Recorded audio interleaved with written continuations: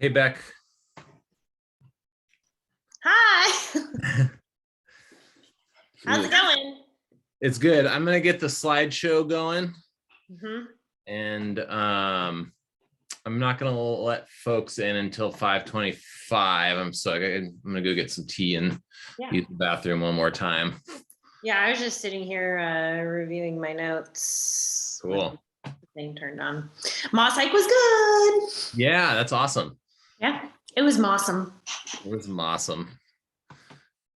How can I do this without? Okay, I guess I'm gonna have to, first of all,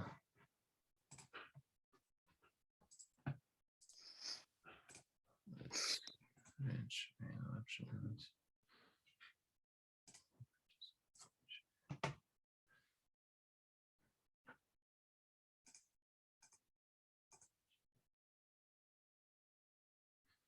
All right, I'll be back momentarily. Cool.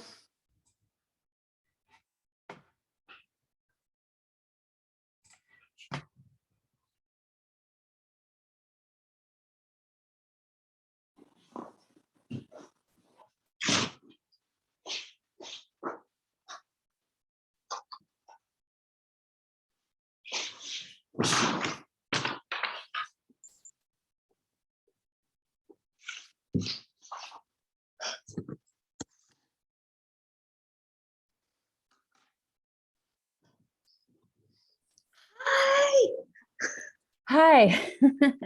How's it going? Good. I know this is being recorded. Yeah, I'm just, I am trying, I was going to come on here and get my screen blurred before things started, but of course, there we go. Whatevs. I don't have the nice bookshelf in the background. Oh, well, if you saw it in front of me. Okay, that's a little better. Yeah. Wow, I'm loving these photos. Where did they all come from? You snagged them from every corner on the drive. Good job. Oh, yeah. I mean, that Skagit Land Trust hike was we had got so many good pictures out of that. We're going to be using those photos for a while. Oh, yeah. And guess who was on the moss hike today? Who? Hannah. Oh, good. Huh? Great. Yeah, so we got to check in a little bit. I forgot she mentioned that she was going to try and come, and there she was. So yeah, great. Yeah. It was beautiful out today. Oh, it was so cold. Yeah. The moss was super crispy, but it was really pretty. It was really pretty. And Elizabeth, I don't know what to call her, our neighborhood naturalist, our guest expert. She really doesn't she says, I'm not an expert, I'm an enthusiast. Okay. So our moss enthusiast, Elizabeth, everyone at the end was like, what's this one? What's this one? She was like, we got to cover that later. Moss hike number 2. And I was like, oh my gosh, we're going to have a series of moss hikes after this. People got really into it. Oh, that's great. That's awesome. It was awesome. Even better. Yeah. Anytime anyone said awesome today, I was like, no, it's awesome. Awesome. I love it. And then at the end, everyone was like, watch your step, because there's a kind of moss called step moss. Oh, nice. Yeah, lots of puns. It was fun. That's fantastic. Yeah, it's good. It's so cold though. Yeah, but we stayed warm. That's good. Yeah, I'm sure you kept moving. Yeah. Great. It's tricky with moss because it's so small, so you have to stop and look, and there's so much of it. Yeah. Oh, so much. Well, Jane Billinghurst wasn't there, was she? No, but well, she always posts such great micro photos on her Instagram.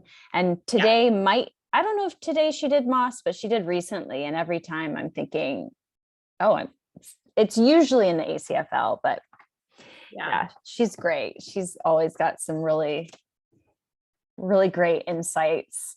And Elizabeth has one of those lenses that goes over your phone. I'm pretty sure that's what Jane has too. Okay. Yeah. And it's like, it goes like right over.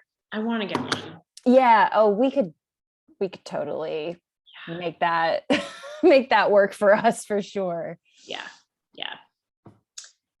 So it was good. What did you get up to today? I know we're recording, so you can't really. Yeah,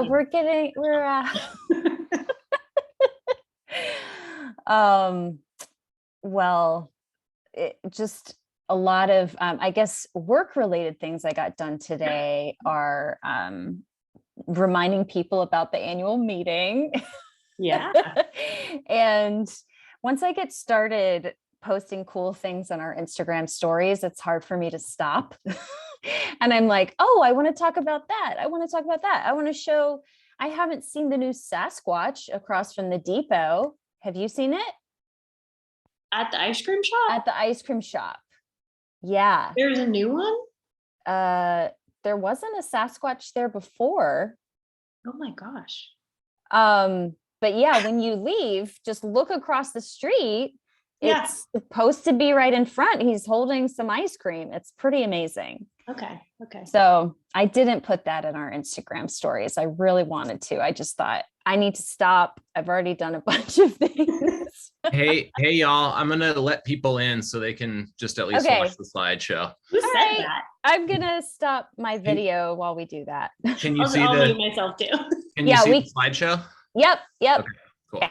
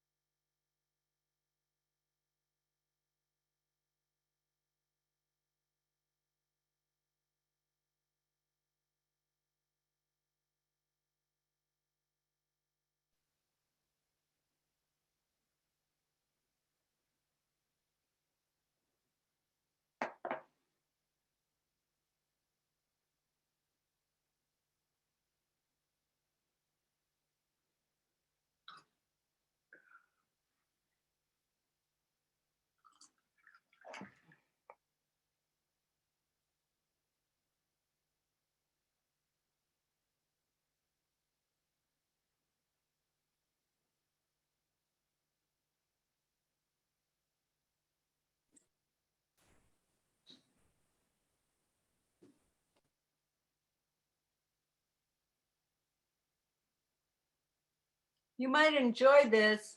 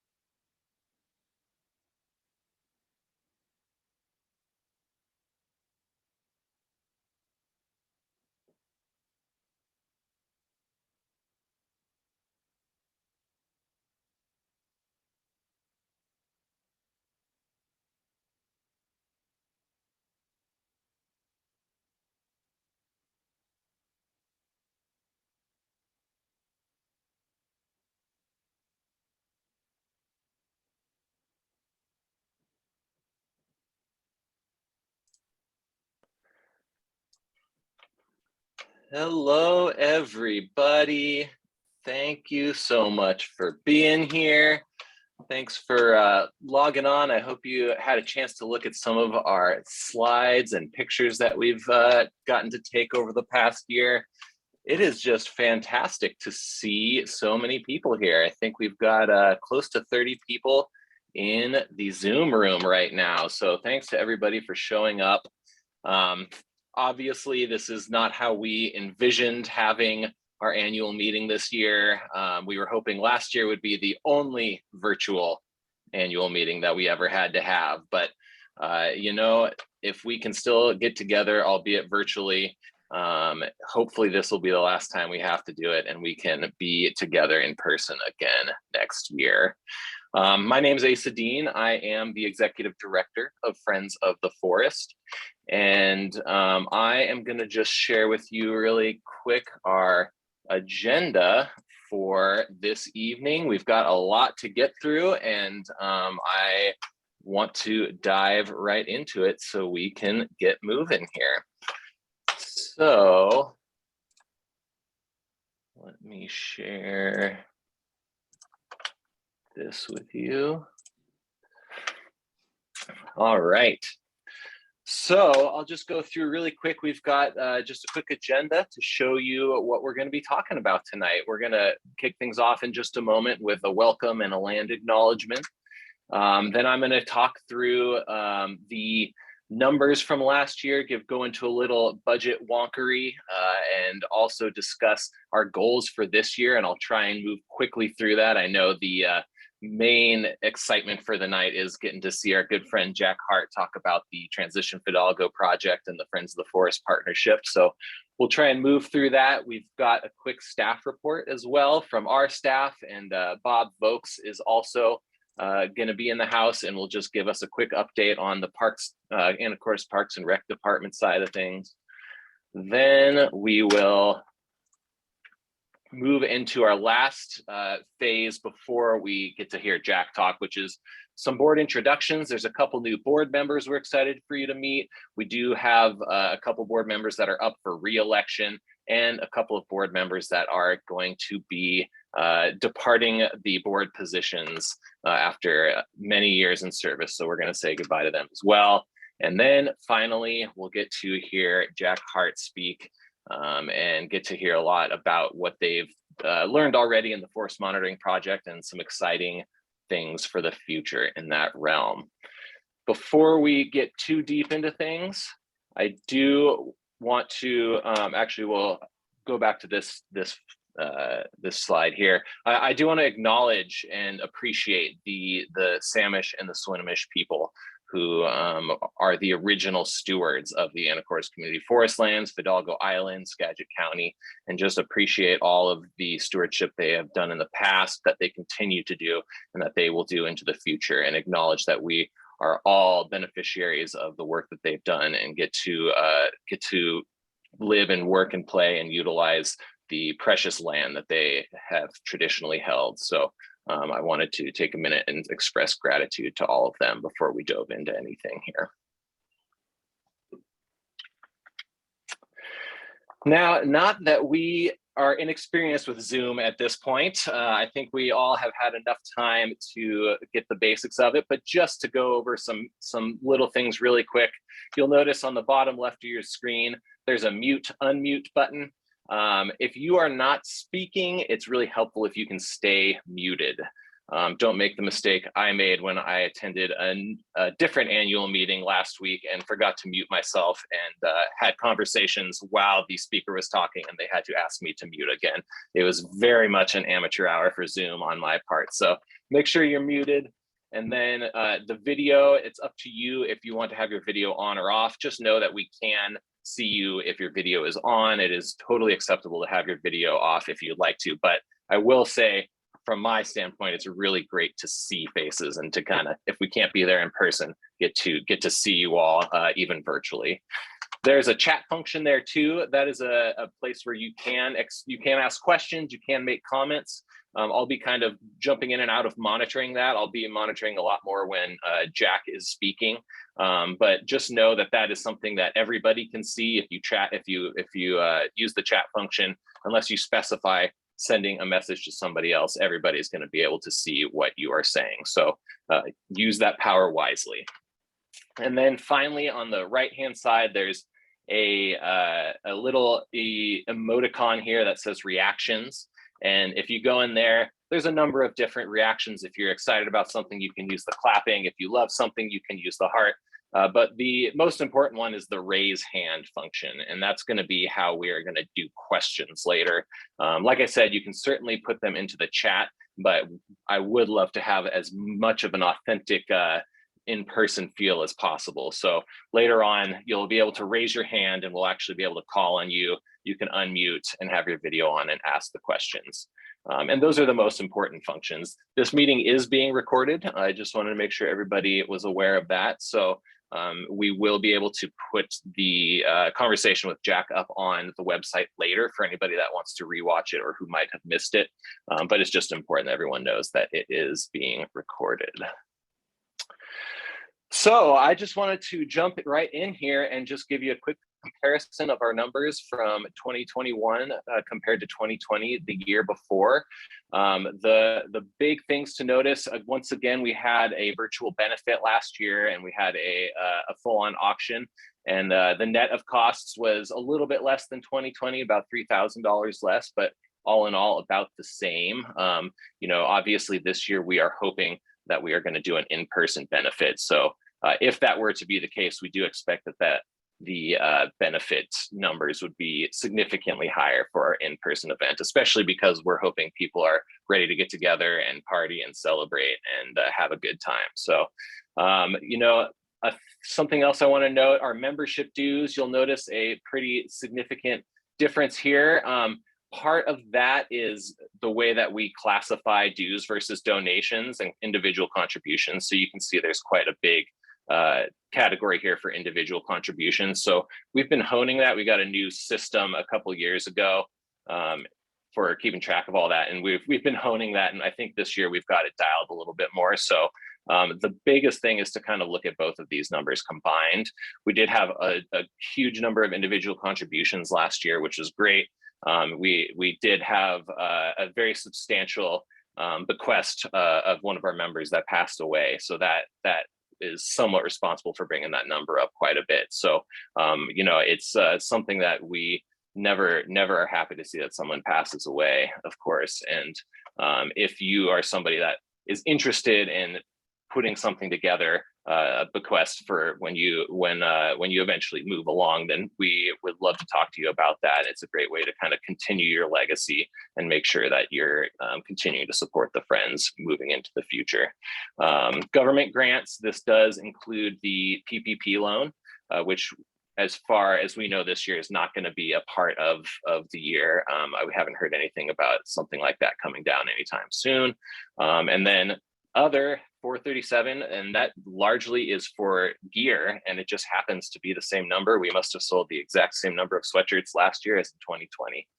And then in terms of expenses, you know, the biggest change we made last year was hiring of our good friend Ashley Ellsworth Keller on to be an outreach and development coordinator. And so she started halfway through the year. And so I think the small increase there is representative of that.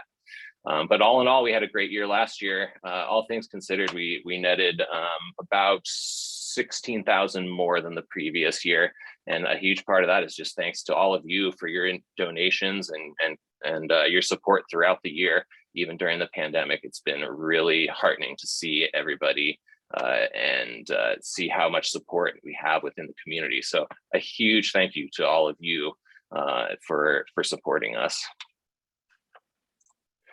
And this is just the same numbers with a little bit of a breakdown, so you can kind of see where the money comes from and where the money goes. Once again, the largest piece of the pie there is the individual contributions.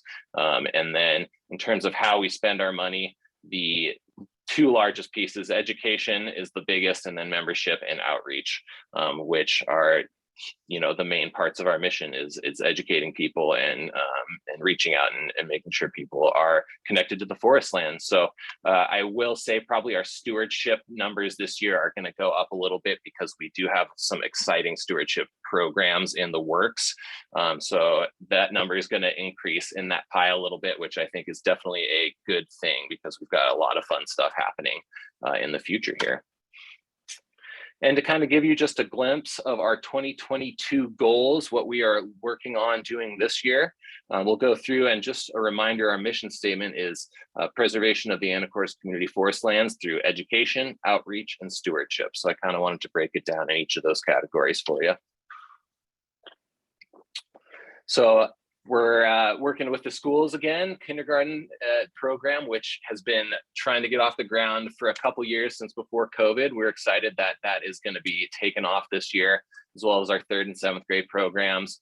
Our after school programming is continuing as a permanent program. It had started as kind of a COVID relief for parents and families to get the kids off the screens and out in the forest, and that is going to be continuing on. One of our most exciting projects that we are starting is a high school internship with Transition Fidalgo and Friends and Anacortes High School, of course.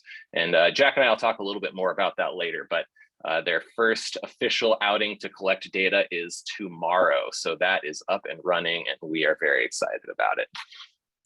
And then last year we had 3 weeks of forest discovery summer camp. This year we're going to be having a whole month. That continues to be a really popular program and a great way for kids to get out and explore in the summertime. Small Wonders, which is in conjunction with the Anacortes Nature School, Fidalgo Nature School. And that's a program where Beck gets to go out with 0 to 4-year-olds and the adults that are responsible for them. It is exactly as cute as you would imagine it would be, and really fun. That also has people signing up very, very quick. So very popular program. And then the Family Center, we are continuing our programming with them and trying to get them out there at least once a month is our goal.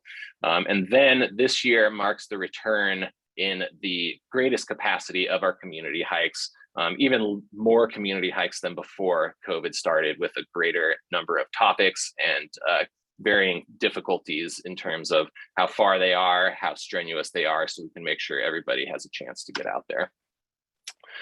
In terms of outreach, our Trail Ambassador program from last year was a huge success. And we are planning on not only continuing that, but hopefully growing it. We expect to have more volunteers this year. We hope to be able to put them out there in more trailheads during more consistently throughout the summer. We are just in the beginning stages of putting together a book about the ACFL and about Friends of the Forest, which is a very exciting project. We are just in the beginning stages of that. But it's certainly going to include a human history of the forest, and then a natural history, and of course pictures as well. Our brochures that you may have seen or received have been almost depleted, so we are going to be printing up a newer version of that, which is going to have some changes to have some more accurate trail descriptions and be able to be a little more informative in terms of what kinds of user groups are allowed on what trails. And then we've been doing regular partner hikes with the Skagit Land Trust, which is really exciting. We've been partners with them since the 90s when the conservation easement program started, but we haven't really done regular partnership hikes with them. And so we've done a number of those already and are continuing those this year. And then of course, with the hiring of Ashley last year, we're really happy that our kind of outreach, whether it's through blog posts, emails, social media updates, everything, is going to be a lot more consistent. And Ashley's already done a really great job in bolstering that and getting a set schedule for us to be able to connect with people regularly. And so we're excited for that to continue. And then for stewardship, we are having regular trail work parties with Parks and Rec. We just had a wonderful excursion on Saturday out at Little Cranberry Lake, where we did a bunch of kind of resurfacing and removal of rebar and all kinds of invasive plant removal. So we've been really happy about how that's been going, and every time it seems like we're getting more and more people that are joining us. So we're excited to continue that. We've also been given the green light to do some Green Club work parties with high school, so we're excited to get them out more. We're going to dig into our wildlife corridors. You might remember that was a goal of last year. We did a lot of work with some consultants and figuring out kind of what the steps are to move forward with how we want to kind of establish and identify these potential wildlife corridors. So we're going to continue with that. And then we also have a volunteer water quality program that kind of started with the Naturalist Club, which if you remember, that's a club that started also during COVID virtually and has continued in an in-person and virtual sense. And it was for folks that were excited to kind of dig deeper and learn a little bit more about forests, about nature, and about science. And they're really excited about doing some water quality testing. So that's something that we're going to be doing once a month on, I believe, the second Friday of the month. And though it started with the Naturalist Club, it is certainly not limited to Naturalist Club members. So if that's something you're excited in, there will be signups going out. And then we've had very initial conversations. I talked with Bob a little bit previously about a trail stewards program. So training folks that can potentially go out and do some trail maintenance on their own without having to wait for a work party. So we're excited to continue those conversations and kind of grow that program as much as possible this year. And then of course, all the work that we do with the city, the conservation easement updates that are happening soon. You probably have seen my blog posts on electric mountain bikes, and there's other potential city projects that are happening that will certainly be a part of informing you and contributing our thoughts on those matters.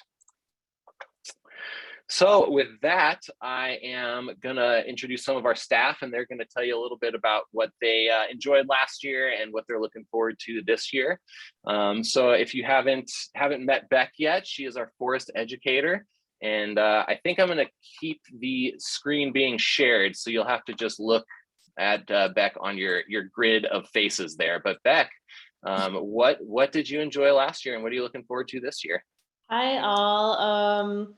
I'm super excited to see all of your faces, and I'm just kind of like glowing off of the moss hike that just happened this afternoon. So it's just been really fun to hear about what's happened last year and look forward to next year.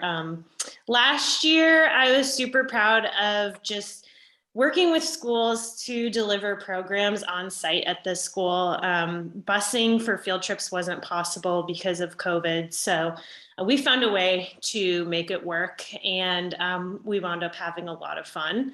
And so I think building those relationships and working with teachers in ways that were different from how field trips used to go, that was pretty rewarding, actually. And it is continuing this year, where we will be going into schools again, but the future is bright.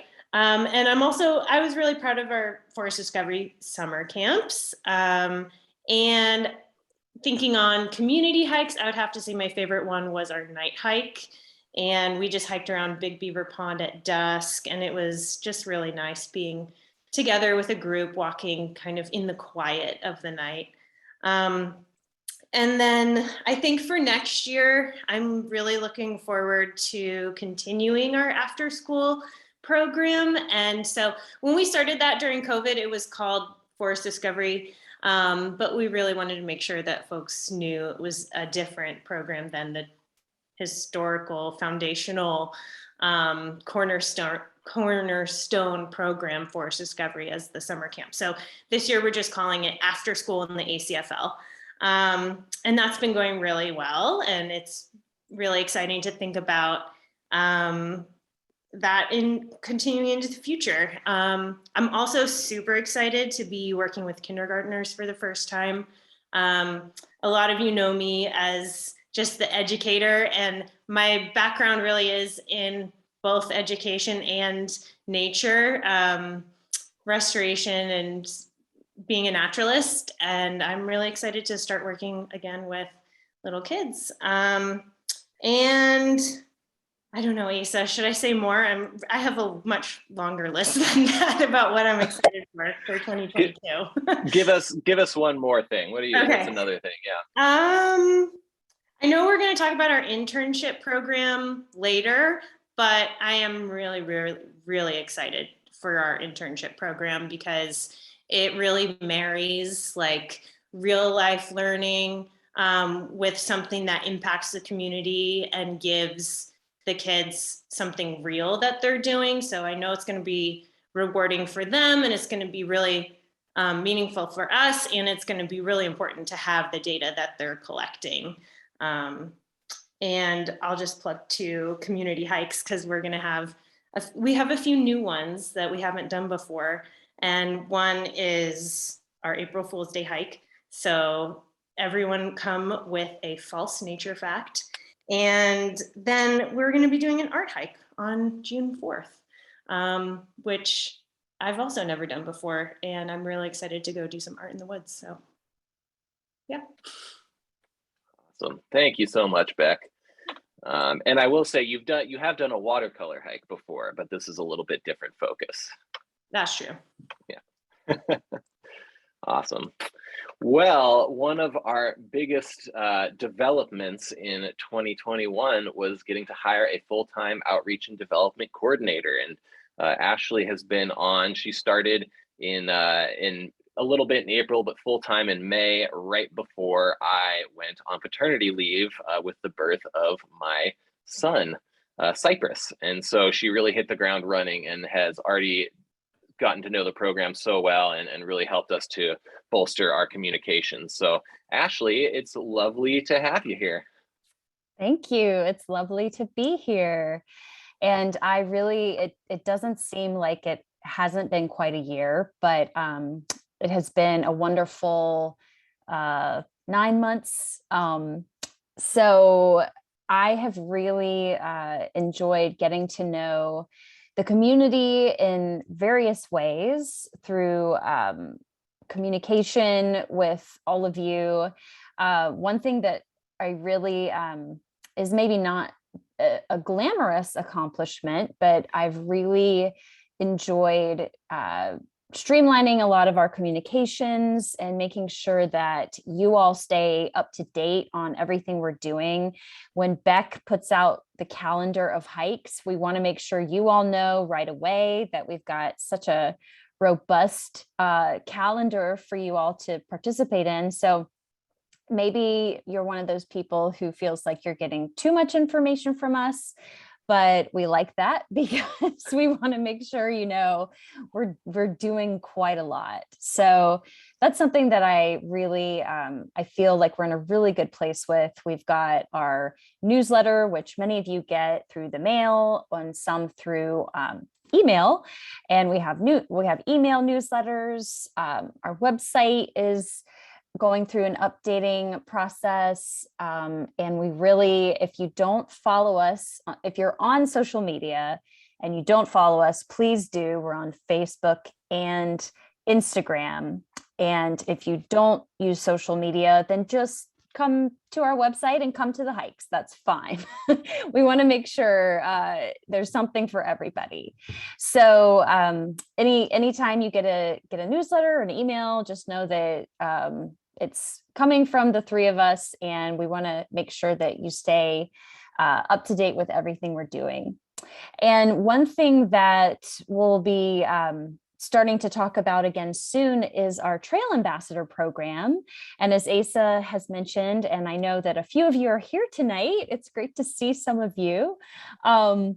We last year started a Trail Ambassador program for a variety of reasons, for some of you to be out into the woods on weekends and being a friendly face for people who are either new to the ACFL or people who've been hiking for a while. And it's just to remind people, educate people on what the ACFL is, stewardship while they're there. And one thing that one of the volunteers said last year was just so many people were just happy to see people in person in a safe and wonderful environment. So we're going to be doing that again this year. And so look for that information in the next month or so. If you are interested in signing up for one or more weekends of the summer, it's just a great way to get into the woods and meet people. So I'm looking forward to that and so much more this year. Thank you all. Awesome. Thank you so much, Ashley. And in talking about our Trail Ambassador program, some of the integral partners in that program are the city of Anacortes. And it's been really great to get to work with Bob and the Parks and Rec department to really kind of step up what we're doing in terms of reaching out to people and educating them about the forest land. So I'm happy that Bob is here to just give us a quick update on what he saw in 2021. And then we will have a moment for folks to ask questions of all three of us before we move along to the board, to the board elections. But Bob, good to have you here. Asa, thank you very much. It's great to be here and just sitting and listening to Ashley and Beck talk about what's going on in the last year and your update as well. It just reminds me, this relationship between the Friends and the city is one that I've been involved with a couple different times, and I take a lot of personal and professional pride in the relationship. I think we've done a lot of great things together, and as was just talked about, there's a lot of great things happening now, and I look forward to that continuing. And it's been a real pleasure getting to know you the last couple of years, Asa, and working with you, and now getting to work with Beck and Ashley as well. And so, thank you for this opportunity to just briefly talk about what the city's been up to. Certainly, we've been working with the Friends. That Trail Ambassador program has been great for us as well. Just having other sets of eyes out there, especially in the summertime when it can, the numbers can get pretty big. And I think we've all seen in the last couple of years, outdoor recreation has certainly expanded at a pretty rapid rate. I've really enjoyed making some cameo appearances in the Friends newsletter over the last couple of years, and look forward to making contributions there when asked, and have appreciated that level of contribution, or that level of communication, I should say. And I've also really appreciated what Asa specifically you have done using your last blog post about the e-bike thing. You know, I thought that was just fantastic information for our community to have access to be able to reflect on and then infuse into the greater discussion, which of course I think most people probably online right now realize that that's been the real focus of the Forest Advisory Board the last couple months, and certainly will be a week from tomorrow night as well. You know, we're always excited about the education program. It's been fun for me a couple times to go out with Beck and do things. And I know Steve Phillips, who's our lead maintenance person in the forest, has enjoyed that as well. So we're looking forward to that expanding. Yeah, moving on with the trail stewardship. A lot of people coming to us, as we just saw last Saturday morning in the rain when we had over 30 people show up at Little Cranberry to push wheelbarrows a long ways and pull weeds in the middle of the woods. We're just keep getting requests after request of groups that want to volunteer in the woods. And so I really appreciate the Friends role in, you know, working with the city and coordinating that and make sure that we're providing opportunities to the citizens that want to be a part of their woods. You know, the volunteer work parties that we've begun co-sponsoring, the quarterly ones together, the turnout has been great. And even when the turnout wasn't great, we still got a lot of Scotch broom pulled off of Sugarloaf. So the folks that show up want to work and want to take care of their woods, and we're just thrilled about that. You know, I could go on, but I'm not going to, because there's more interesting things coming. I will just say, and this is completely unsolicited, but I've been in the Parks and Rec biz for almost 32 or 33 years, whatever it's been. And I will say that Jack Hart is just one of the best people that I have ever had the opportunity to work with. And he's a great member of our community, and I'm thrilled to hear what he's got to share with us tonight. Amen to that. Thank you so much, Bob.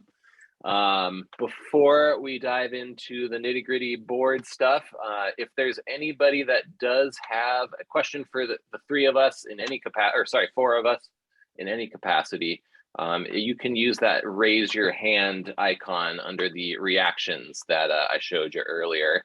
And of course, we're always, our door is always open, even if it's only metaphorically, if we're not in the office, to chat and answer any questions. So just looking at the list, I'm not seeing any hands up. So I am gonna assume that we are okay to move on. Well, thank you to our staff, and thank you to Bob for those updates, and really looking forward to 2022 and all that's happening, both within the Friends and hopefully in the larger capacity of the world returning a little bit to where we were before this pandemic. So, and a huge thank you to all of you for all of your support and for being here tonight. Before we invite Jack on, we've got just another couple of orders of business, and I know this always goes on longer than I anticipate it will, so I'll try and streamline this a little bit more. But we've got some board items to take care of tonight, and the first of those is just saying farewell to a couple longtime and beloved board members. Jean Ford-Andrich and Bill Dietrich are both going to be leaving the board this year, and in fact have already left the board. So just really quickly, I want to say just a couple things. You know, Jean has she has been an enormous part of our organization and directly involved for nearly 20 years now. She was on the board in 2003 to 2005, and then actually went on to work as a part-time staff member in 2010, and was there when I became executive director and helped to make me feel comfortable and learn the chops of the organization.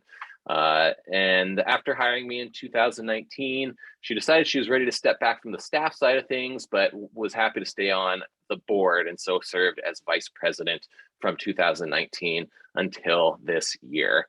She has been an incredible staff member an incredible board member and a mentor for me as I transitioned into my role.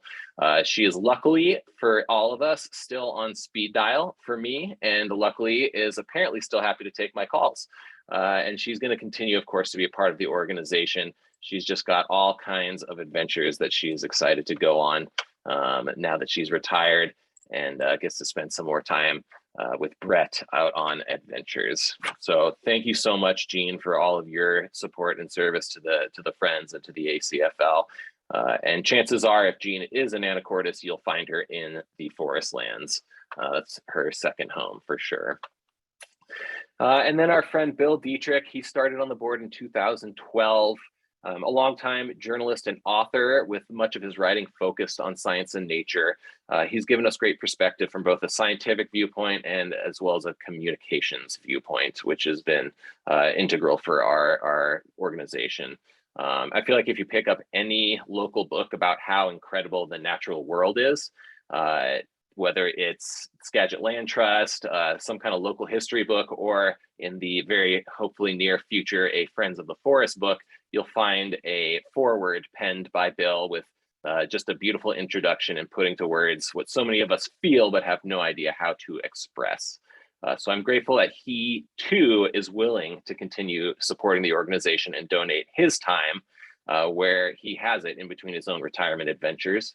And his support my first years as ED has been just so encouraging. I've even had a compliment or two from him on my own writing, which has admittedly boosted my ego higher than it has any right to be. But we're all very grateful for his work, and just so grateful for the time that we got to spend with him as a board member. So thank you, Bill. Thank you, Jean. I'm very glad that we'll still get to continue having you as part of the Friends of the Forest family. And of course, with the moving on of folks, we have a couple of new folks that we are excited to welcome to the board. So I'm gonna let them introduce themselves here in just a second, but we're very excited to have Wyndham Jackson and Andrea Petrich joining the board this year. You may notice that we are not voting them on tonight, and that is because they have replaced board members that have left midterm. And so they were voted on by the board and will get put up for a vote by the membership in the same time that those board members would be getting renewed. So with that, I'm happy to pass it over to Wyndham. Are you with us, Wyndham?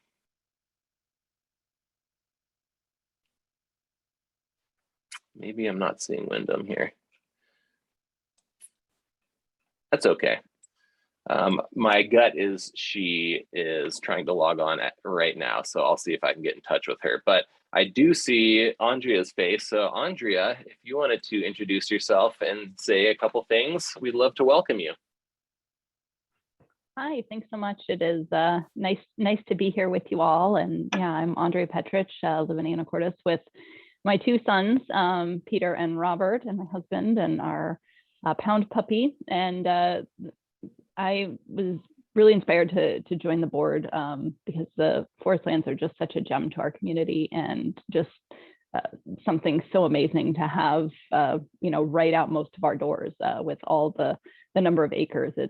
It's so close for all of us to just be able to access them, that I wanted to be able to put in some of my time to help with the education and stewardship and outreach efforts, and help do some fundraising, increase membership. And I know there's a big need for housing and everything in Anacortes, but in the last couple of years with the prices and just seeing lot after lot get sold and trees cut down, it's made me a little sad, and just even realized how much more valuable the acres that we have are. So I'm happy to be part of the board and just work to continue the efforts of so many before me to preserve and educate on this resource. So nice to virtually meet you all, and hope to see you in person soon. Wonderful. Thanks so much, Andrea. We're excited to have you on board.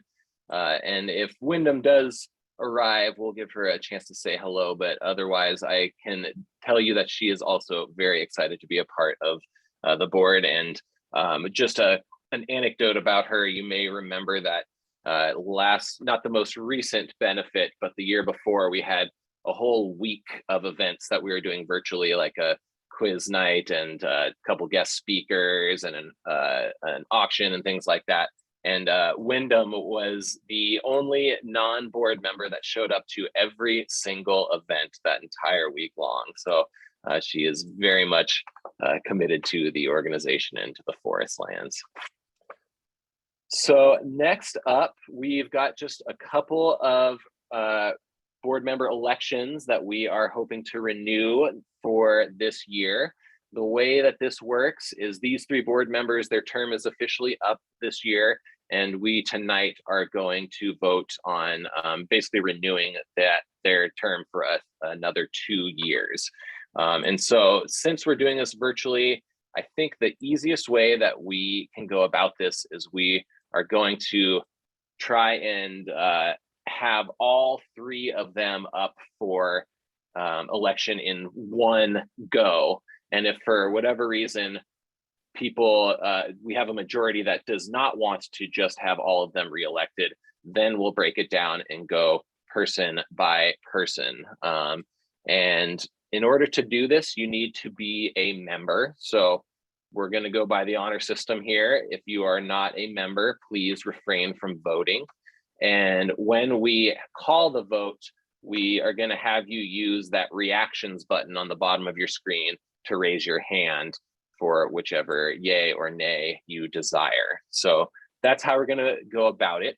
I do need to have board members make a motion in order to make this move forward. I cannot do that as staff. So if there's a board member that is present that would like to make a motion, go ahead and raise your hand for me.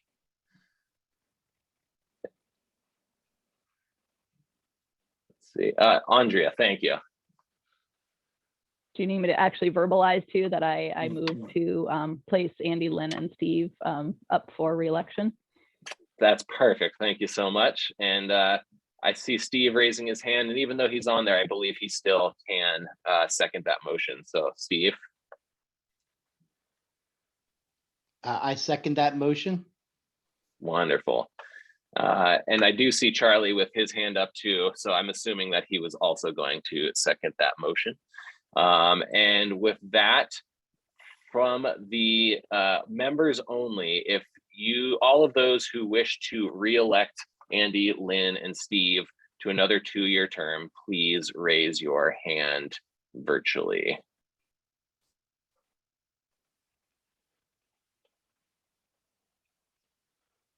Wonderful. Okay. And I can tell from looking at it, we certainly have a majority.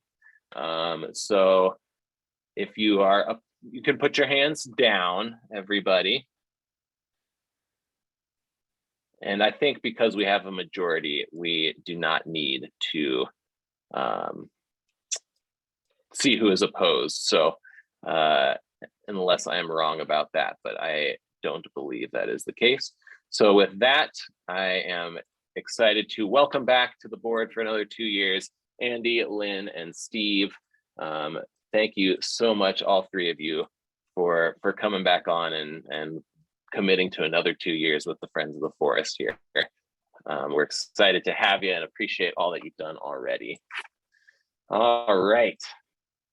And last but not least, Jack, I promise we're going to get you on here in just a second. But I do want to give a special thank you. You know, we last year, we got to bid farewell to our good friend Ed Gastelum as a board member who has been part of the Friends of the Forest for a long time. But we didn't get to do this in person, and we as a board wanted to do something special for him and kept saying, well, okay, we'll get to do it at this guest speaker. We'll get to do it at the next annual meeting in person. And we really wanted to do it in person, but alas, that has not happened, unfortunately, this year. So I have conspired with Ed's wife, Carolyn, to help appreciate him and give him this special gift for all of his work, not just with Friends of the Forest, but all of his time in the national park system and a lifetime spent dedicated to the natural environment. So I'm gonna close this so maybe we can see Ed a little bit better. This is a surprise to him, but my friend Carol in there has a gift from us here at the Friends of the Forest in thanks for his years of service.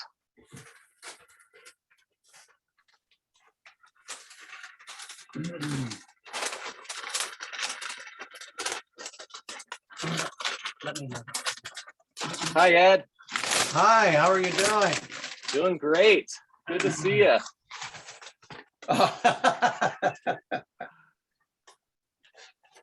Well, thank you very much. Just much appreciated.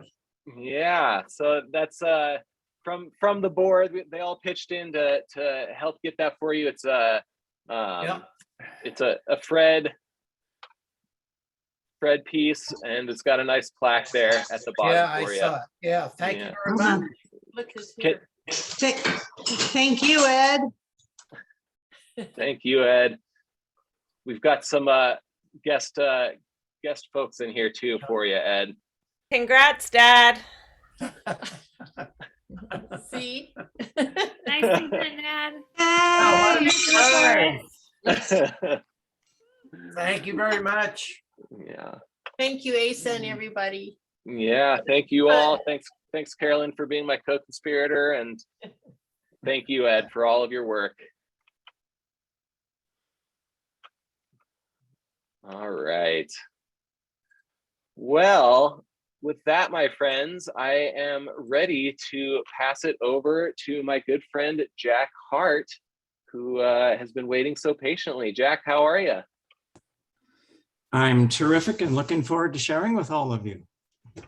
So one thing I'll note that Jack told me ahead of time is that he is not a speaker that wants to necessarily wait till the end of the program to answer questions. So if you have a question mid presentation, feel free to put that hand up, and I will politely interrupt Jack, and we can answer your question. Just be ready to put your camera on and unmute. And with that, Jack, if you do have, you need to share your screen, you should be good to go on that. All right. Share screen. And we should be good. Does that look all right? We got it, yep. Okay, everybody. All right, thank you everybody for being here. Thank you, Asa, for your invitation. And thank you for your introduction of the Samish and other Coast Salish tribes, welcoming them for the care that they have given this land before we ever even got here. I would like everybody to please unmute yourselves for a second, if you would, please. If everybody could just unmute yourself. I would like to ask you a question, and I'd like to have you all answer all at the same time. And here's the question. Are you ready for spring? Yes. I am so ready too. Yeah. And it's going to be a sunny day tomorrow, but it's going to be in the 30s. Who wants to go with me to Hawaii next week? Anybody? I'm not going, but if anybody wants to bring me along, I'm very happy to join you. Okay. Well, in the honor of the tribes who took care of this land before we did, I'd like to start with a prayer, if I may. A prayer that was inspired by some tribes, and I adapted it for what we are doing today.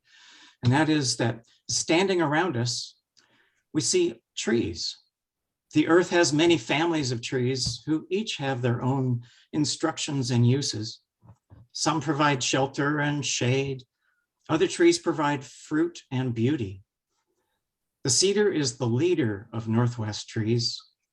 We recognize its gifts of shelter and shade, yes, and also the fact that we can make dugouts or masks and paddles and hats out of the cedar and boxes and diapers even and dishes and dresses.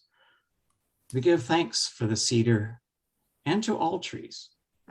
Many peoples of the world recognize a tree as a symbol of peace and strength and life. And with one mind, let us greet and say thank you to the trees of life that are all around us. Thank you for sharing with me in that prayer. And I'd like to then start with a story. As you know me, I love stories, especially embarrassing stories about myself, because there are a lot of them. So there I was in the summer of 1958. I was 3 years old, mostly potty trained, which is part of the problem, part of the story. Camping with my mom and dad and sister and 2 brothers at Bowman Bay in Deception Pass State Park, my first visit to the park. And yes, that's me crying in my mother's arms there. Back then, bread cost, what, 10 cents? A gallon of gas was maybe 15 cents. There were 3 billion people on our planet, and the CO2 level was 313 parts per million. Well, we were sitting around the campfire at night, and my sister whispered to my mom, I think he has messy pants. I think you need to change his pants, Mom. And my mom sighed and cleaned me up. The things you remember when you're 3 years old, the things that really aren't all that fun to remember, but that was a very clear memory to me. I do remember being at Deception Pass, and I do remember that she needed to clean my pants. A short while later, she tucked me in to my sleeping bag in our canvas tent, and the Coleman lantern hissing on a tent pole. You remember those tent poles with canvas tents? My dad turned off the light as we all went to bed, and pretty soon there was nothing but darkness and the lapping of gentle waves on the beach nearby. Well, let's fast forward 60 years to the year 2017. I was sitting on that very same beach, retiring as manager of Deception Pass. 60 years seems like a long period of time. A lot of gray hair sitting on that head there. But in the life of a tree, it's barely a blip. In the span of a child's hand, our lives pass. Our forests live on. Here's a tree that was cut in the ACFL last year. Started growing in about the year 1650. Think of that. The Samish and other tribes were already living here then, and they had been here for thousands, think of that, thousands of years already. The 60 years that I've been here seem so short in comparison. In 2017, bread costs, what, $3 or $4? A loaf, gas costs about $3 or $4. There are now over 7.5 billion people on the planet, and we're at 413 parts per million for CO2. And in 2017, we're finishing up our 3rd year of drought. Cedar trees were dying in the ACFL. Well, as you know, it wasn't always this way. It used to be wilder, a sacred place for the Samish and the Swinomish. Back then, there was no such thing as sliced bread or gasoline, of course. The world population was barely 500 million. And CO2 was at less than 280 parts per million. In the late 1700s, the first white explorers came to this area, and an artist painted what he saw from the deck of his ship. With the arrival of this new culture, the Salish way of life changed, as did the forests. Samish villages gave way to the town of Anacortes. Stump farms, fish canneries, plywood mills, smokestacks, and a growing metropolis. Washington Power and Light owned much of Fidalgo Island at one point. This view from Mount Erie shows how much of Fidalgo still looked fairly natural back in the early days of this town. Very rural and forested. Hunting was a popular sport, and as a food gathering sport also in the ACFL, what would become the ACFL. Anacortes acquired watersheds of Little Cranberry and Whistle Lakes to protect the watershed, and logging of the forests changed much of the old growth that was here into timber for a growing city and county. The ACFL was logged consistently to provide money for Anacortes and resources. Well, in 1977, the city considered a proposal to have condominiums built on Heart Lake. Thanks to the efforts of neighbors, including the newly formed Evergreen Islands, the land was instead given to Washington State Parks on Valentine's Day in 1982. Some of you may recognize Bob Rose, second from the right there. Then in 2002, State Parks gave it to the city of Anacortes, a year before I got here to take care of Deception Pass. But logging continued in the ACFL. People weren't really fully aware of what was happening, but aerial views of the forest showed large clear cuts, not as visible from the ground. And when people saw the destruction, they didn't like what they saw as much. The Friends of the Forest began in 1987 with a particular mission at the time to end the logging of our community forest lands. And they succeeded. What you started then, not only the preservation of forests, but the education of our youth and adults about the value of our backyard, the value of the Anacortes community forest lands, the natural habitats, and why it's worth protecting and preserving forever. An educated community makes good decisions for the future. If we want to raise good leaders, let us teach our children about the cedar and the soil. If we want to grow good citizens, then let us teach thankfulness for our planet. We know that appreciation brings care. Why should it not be so for our Mother Earth, who gives us abundantly every single day? Well, with the threat of further intentional human destruction of our local forest lands now reduced, thanks to the Friends of the Forest, a worldwide threat has become ominous and threatening. You know the story. We're changing healthy lands into homes, cities, and factories with a growing population. We are harvesting the oxygen-producing Amazon rainforest to grow beef.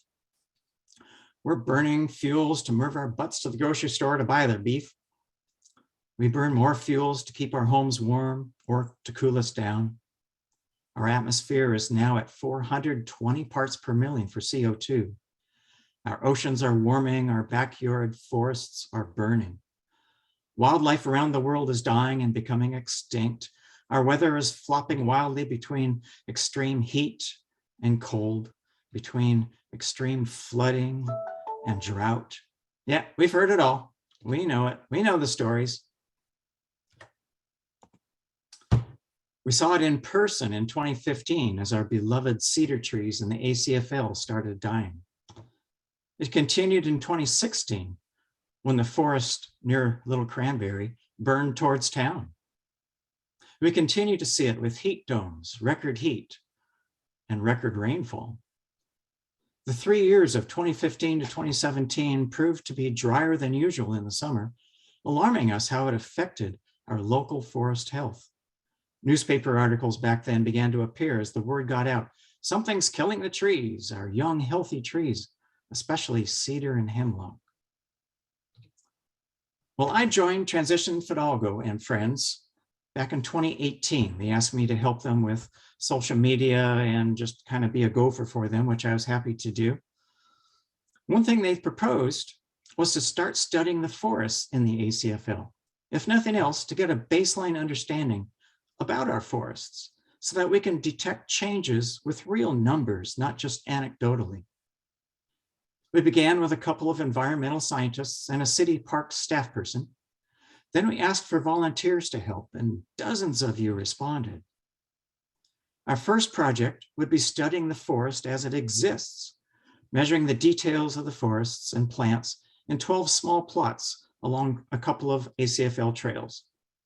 Dr. David Peterson in the center there, he works for the U.S. Forest Service and the University of Washington. He organized these studies.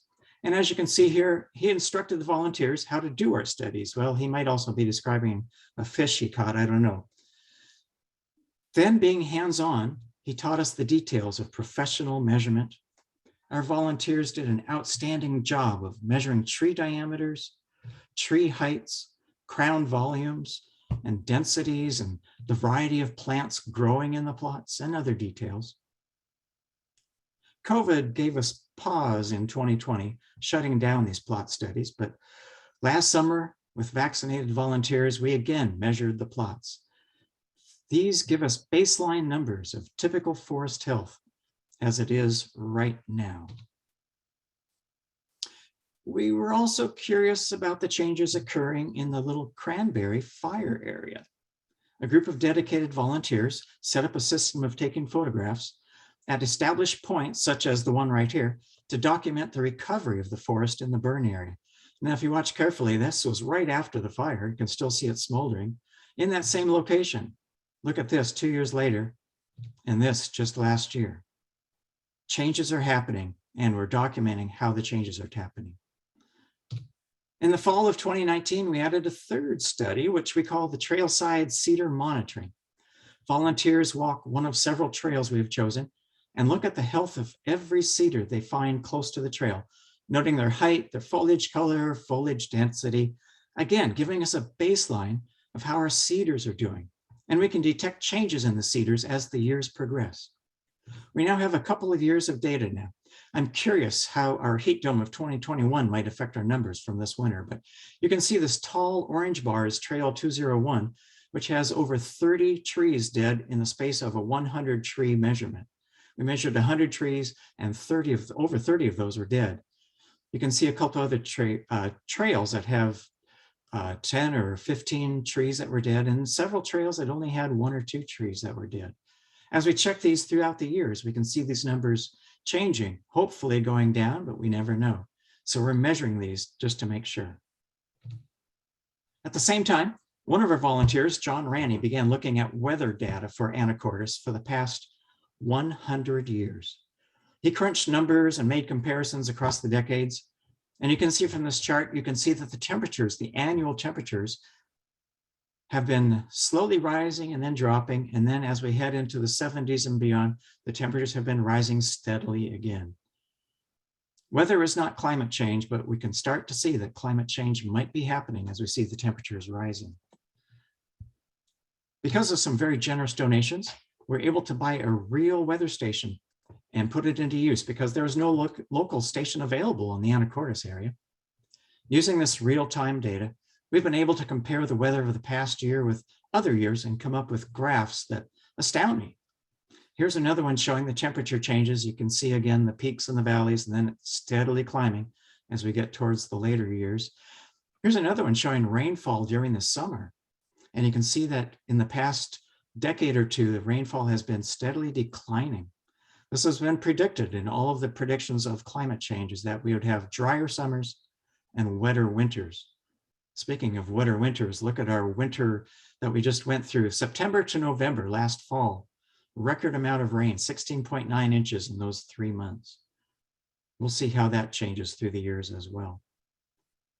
In 2020, we began another new study, again with volunteers who love to help. This one looks at the timing of when plants begin to expand their buds, leaf out, flower, those kinds of things, and then in the fall lose their color and eventually lose their leaves. This takes frequent trips into the woods to check the designated plants that we have and compare them from year to year.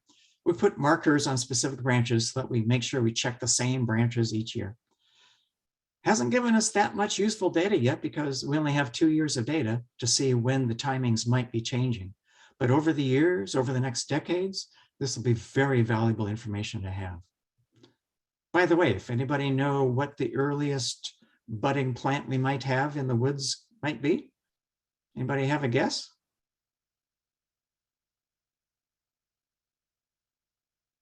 Any guesses out there? If not, let me give you an answer. It's what we find is osoberry or Indian plum is what we're finding as our first earliest budding flowering plant. Okay, other studies. With another gift of funding, we were able to acquire soil moisture measuring equipment. This was buried into the earth at shallow and deep depths in a couple of places to see how much water is available to plants throughout the year. We have sensors at various depths from 6 inches down to one nearly 5 feet down. Yes, think of what it took to dig a hole 5 feet deep in the forest. Poor Eric Shen here struggling to get his posthole digger down there. The sensors connect to a data link that can be read by a laptop in the field. It's fascinating to see the soil dry out during the summer and then a fall storm fill up the soil again. Here is the annual rainfall by day throughout the past year through 2021 in the blue. These are the daily rainfall totals for the whole year. And then the orange is the soil moisture at 6 inches depth in one of our plots. And you can see that at the beginning of July, the soil moisture at 6 inches just disappeared. The soil became extremely dry. And then at the first storms of August and September and October, the soil started to saturate again. And by the storms of November, it was totally saturated again. Last year, we added another study. This one counting the number and variety of birds we find along designated trails in the ACFL each month of the year. We just completed our first year. We're hoping to again create baselines of what is out there for bird life. And then as the years move along, look for changes that might occur. These studies are groundbreaking. Forest science around the Northwest are paying attention to what we are doing because there aren't many studies like this going on. So last week, a Wazoo student, sorry Husky fans, he is from Wazoo, he took small soil samples around cedars and hemlocks in our 12 plot areas to see if there is some kind of connection between the soil and the tree die-offs. Are there pathogens in the fungi or in the soil causing the deaths? Are there micro differences between rocky soil and sandy or loamy soil? Are young trees at risk because they haven't tapped down deeply into the soil yet? Do trees near seasonal creeks do better than those farther away? These are questions we don't know the answers to, but we would like to find out. One more study. Yes, Asa, you mentioned about this one. We're involving the Friends of the Forest and Transition and the Anacortes High School, involving 2 students to join with us to see if we can study streams coming out of Heart Lake.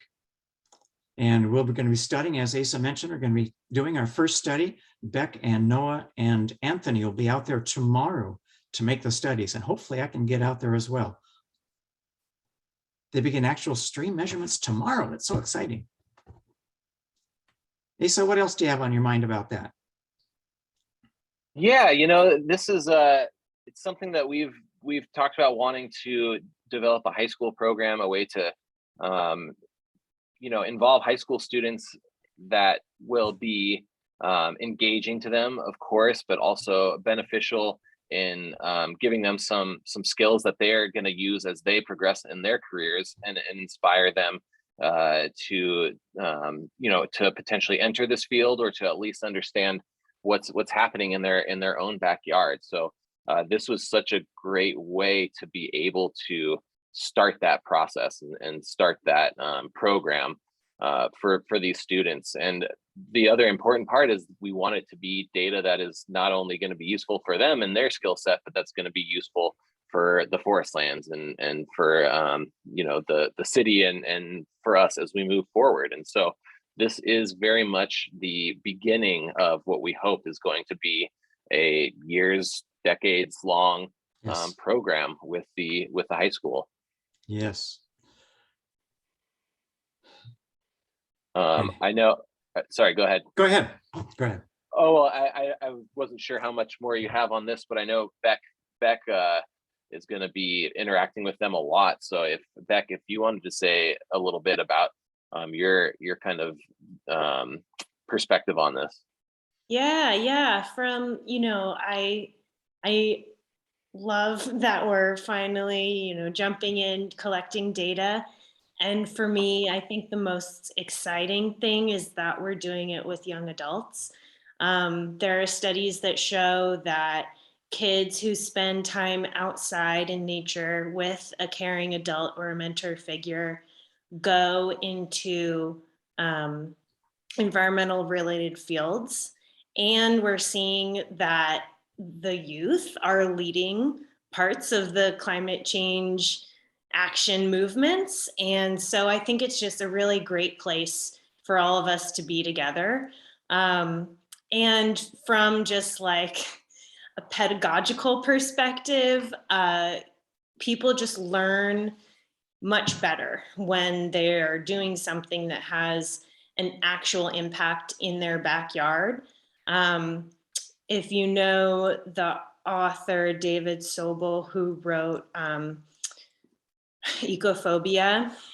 He had a catchphrase in there saying no tragedies before 4th grade.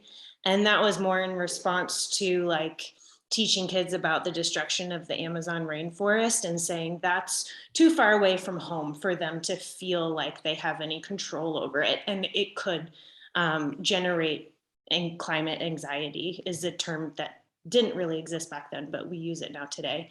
And so an outdoor project like this that's based in science, that's collecting data, that's tangible and in the backyard, you know, it helps those kids alleviate some of that climate anxiety because they're actually putting their hands on it. So I'm super excited.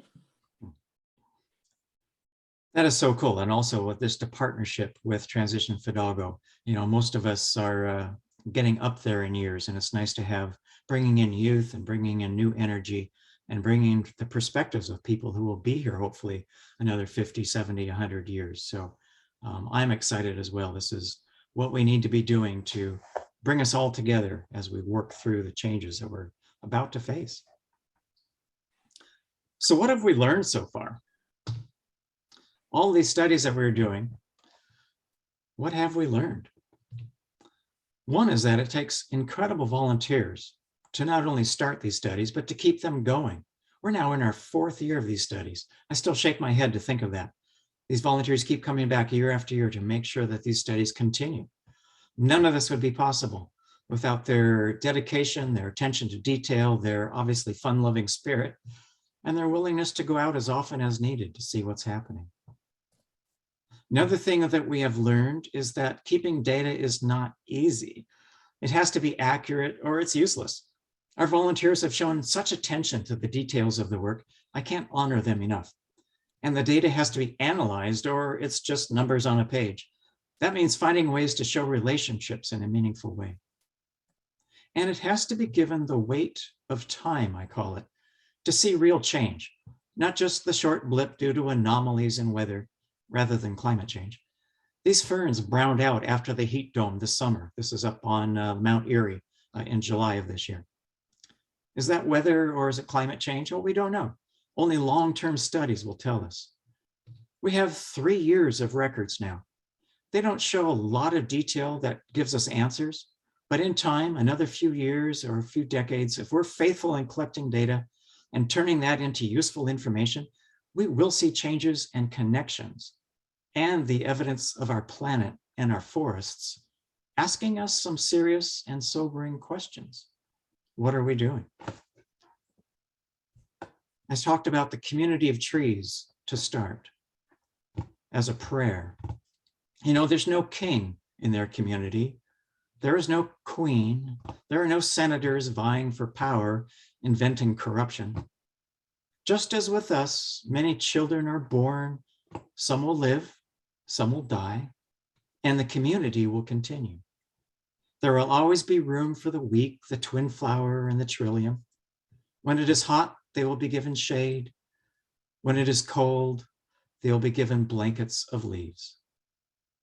And not out of guilt nor year-end deductions that they want to earn, but maybe for the cheer of the colors or the small flower faces.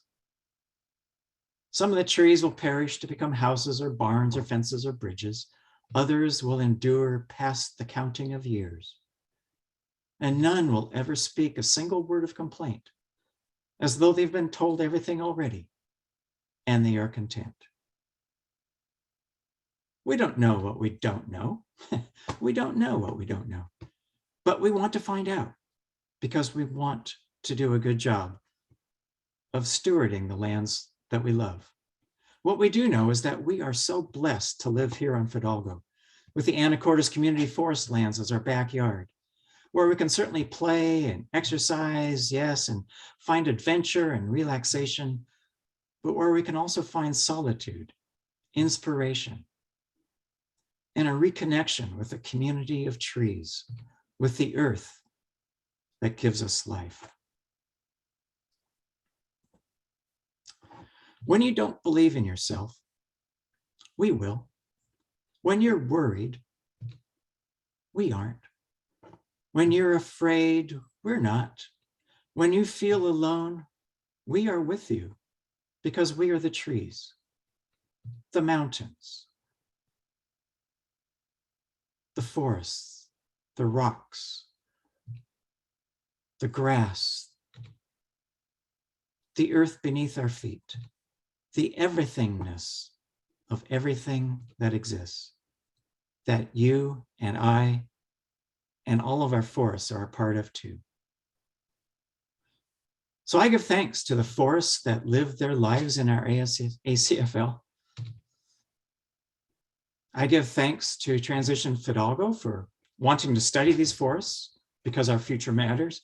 I give thanks to our dedicated volunteers who continue to show us what is happening. I give thanks to the Friends of the Forest for your ongoing protection of the ACFL and for this partnership.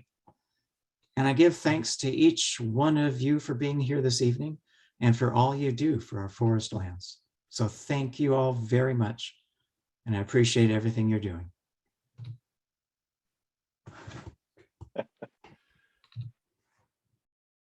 Asa, I turn it back to you.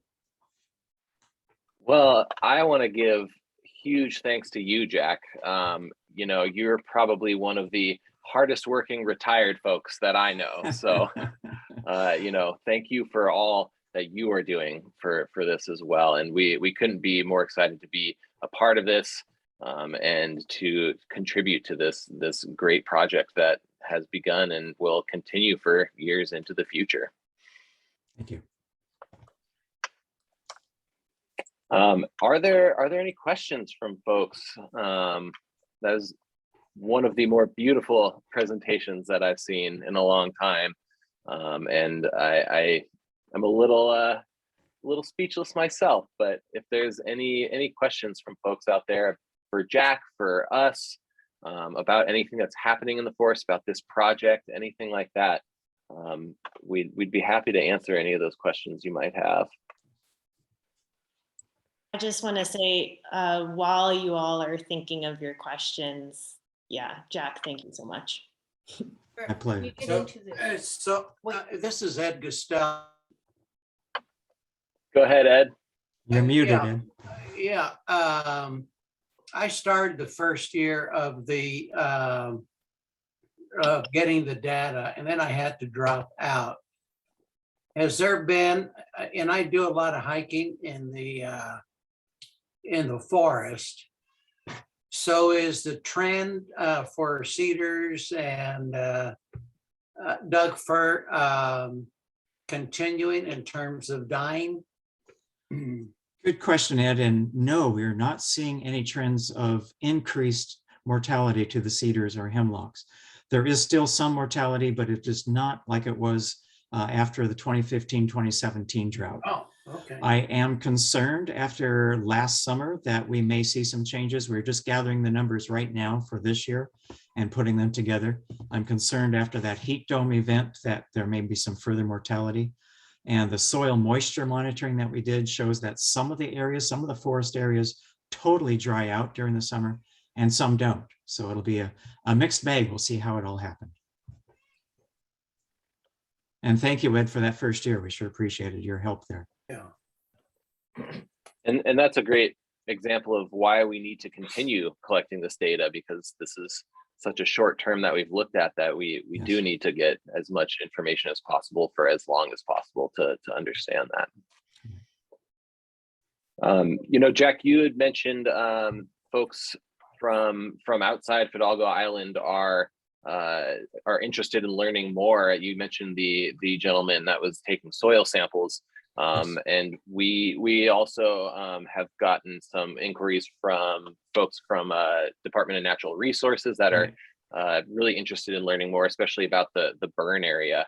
And with the burn area there, what are you seeing in terms of you know, you showed those pictures of how it is rebounding and moving back. Is that something that we would expect to see? Is that a little abnormal in how it's rebounding, or what do you read from that? From the studies I've seen, and Beck, you may, or Asa yourself, you may have seen other studies, but I'm seeing that everything seems to be I hate to use the word normal or typical, but it seems to be progressing as a forest is intended to do, other than surprisingly the number of madrones that prospered after the fire. But it seems to be bouncing back very typically. Our forests are built on the fire model. They expect fire and actually helps with their health to have fires go through once in a while. Unfortunately, that's hard to do with houses just over the corner. So we can't do that on a routine basis. But so far what we're seeing is some good, healthy, natural growth coming right back. And interestingly, not many weeds. Yeah, that was something, Beck, you had mentioned that they had asked you about invasives. What had they talked to you about with that? Yeah, so I went out hiking with DNR forester, and he was just kind of flabbergasted. Like, how do you guys not have blackberry up here? Yeah. And how do you not have, like, ivy and holly? And it's just not it's not in there. So we do have invasives in other parts of the ACFL, and we are working on that with Parks and Rec. And yeah, that one area, there is some spurge laurel or evergreen Daphne, if you want to call it that, nearby, but it doesn't seem to be in the burn area, which is awesome. So just a plug, stay on trail. Don't get your garden seed boots off trail there. Let's keep it that way. Yes.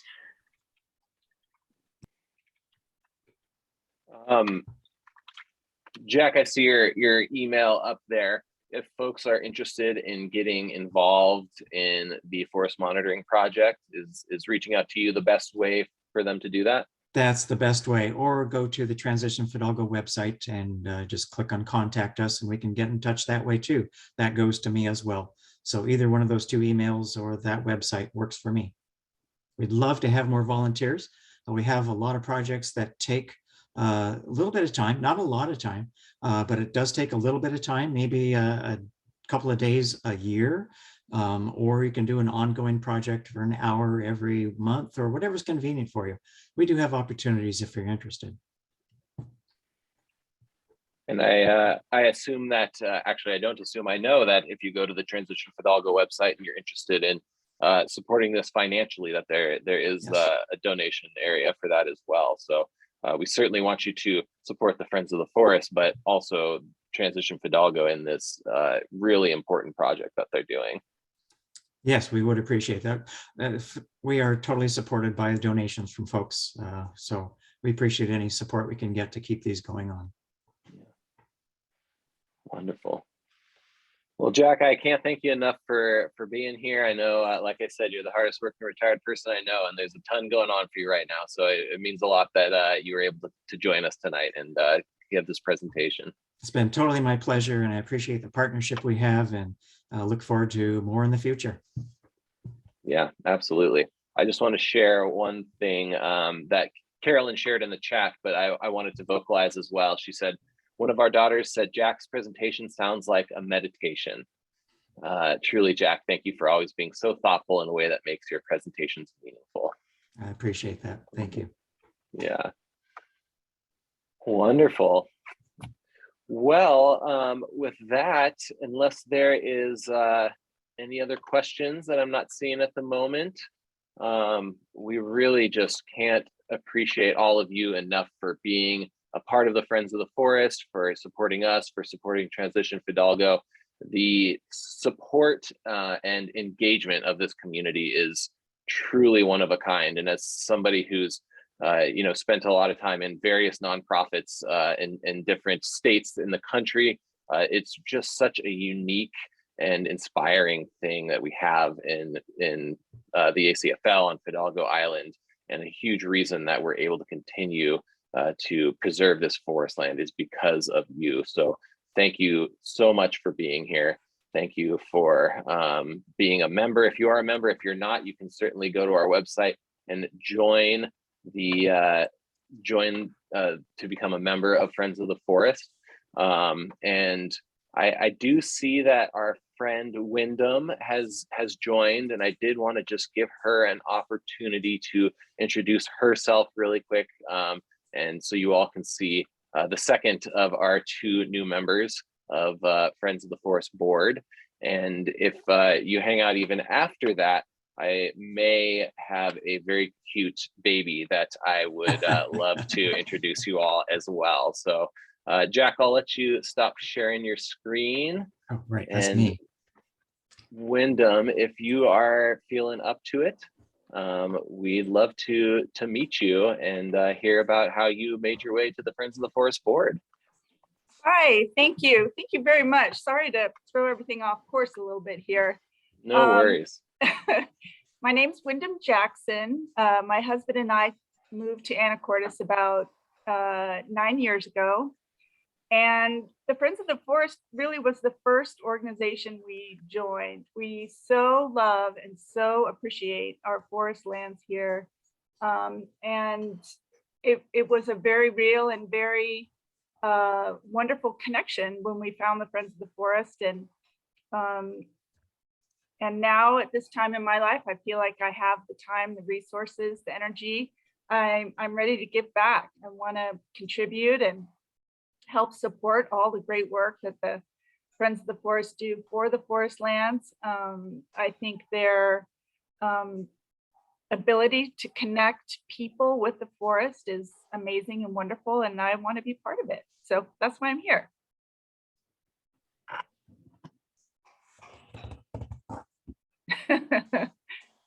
Sorry. Oh, there's the real star. Thank you, Wyndham. We are so happy to have you and excited to be a part of the organization.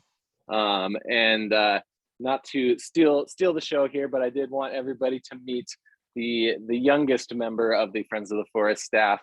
This is my son, Cypress Dean, and he is just about 9 months old at this point. He just got out of a bath and is already explored the forest on a number of occasions. And you know, he will certainly be joining us on hikes, and when he is old enough to hold a pickaxe, we'll be out there on the work parties as well. So just wanted to give a quick introduction to my little guy Cypress here. He also does a really good Stellar's J already. He does, yeah. Stellar's J, and he's really good at pterodactyl calls. So this is Cypress. Yeah, I know. So with that, everybody, thank you again for being here. We're so excited for 2022 and for all of the wonderful things that we've got on deck, and excited to see you all out in person in the forest. Another huge thank you to Jack. Thanks to Bob for being here. Thanks to the rest of the staff who work so hard and are excited to bring you all kinds of new, exciting programs this year. So thank you again. And if you do want to rewatch this, we will post it online without all the business beforehand, so you can jump right into Jack's meditation there. And oh, hello. With that, thank you, everybody. So Asa, before you go, will you post just a little clip just of Cypress too, so that anytime I need a little bit of smiles, I can just have Cypress? Yeah, absolutely. I may not post it online, but you're certainly welcome to reach out to me if you want some Cypress clips, and I'm happy to provide as well. And you can just come and meet him on one of our hikes at some point. All right, folks, thank you so much. We'll see you out in the forest. You too. We'll see you in the forest too.